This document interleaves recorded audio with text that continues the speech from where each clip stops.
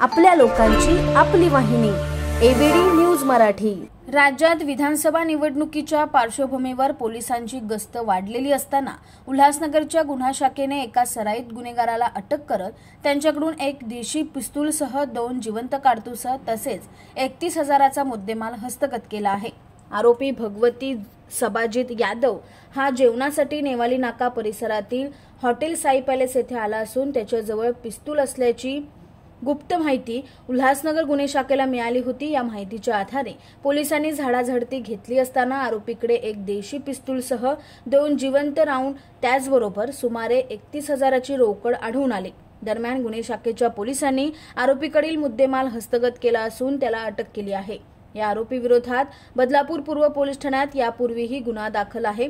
आरोपी भगवती यादव 24 वर्षाचा असून तो बदलापूर पूर्व कात्रप परिसरात राहणार आहे। या संदर्भात हिल्लँड पोलीस ठाण्यात गुन्हा दाखल करण्यात आला असून पोलिसांचा तपास सुरू आहे। आपल्या लोकांची आपली वाहिनी एबीडी न्यूज मराठी। आपल्या एबीडी न्यूज मराठी या यूट्यूब चॅनलला सबस्क्राइब करा।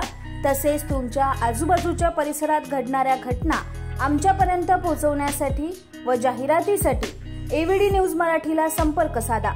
संपादक रेश्माताई दुधाने 9765529008 आणि 9370508280।